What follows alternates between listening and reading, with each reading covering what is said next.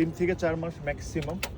আমার মনে হয় না এর চেয়ে বেশি লাগবে, যে স্পিডে কাজ চলতেছে, বিকজ বাজেটও আমরা অ্যাপ্রুভ করে নিয়েছি বোর্ডে, কাজও দিয়ে দিয়েছি অলমোস্ট।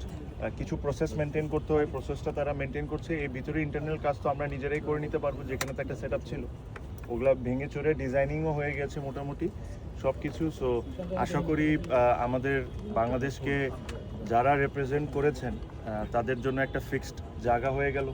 ওনারা আসবেন, ওনারা এসে ওনাদের দলকে সাপোর্ট করবেন, খেলা দেখবেন। মাঝে মাঝে যখন খেলা থাকবে না তখন এসে এখানে গল্প করবেন, কফি খাবেন, ব্যালকনিতে বসবেন, মাঠের ভিউ এনজয় করবেন। এটা ওনারা ডিজার্ভ করেন। আর আমি মনে করি যে এই জিনিসটা হওয়া খুব দরকার, আর এটা অনেক আগে হওয়া উচিত ছিল, বাট ফর সাম রিজনস এটা হয়নি। বাট এটা দিয়ে আমরা স্টার্ট করছি, হয়তোবা ইনশাল্লাহ আমাদের ন্যাশনাল টিমের ক্রিকেটার্স, তারপরে আরও যারা এক্স ক্যাপ্টেন যারা ছিল তাদের জন্য কিছু করতে পারে নাকি। ইভেনচুয়ালি আরও অনেক ক্রিকেটার আছে, ওদের জন্য ভাবতে হবে, ওদের জন্য আমরা কি কি করতে পারি ভবিষ্যতে। তো সব কিছু নিয়ে ইনশাল্লাহ আস্তে আস্তে করে আগাবো। বাট এই ডিসিশনটা was on the second board meeting. তো তখন আমি যখন দেখেছিলাম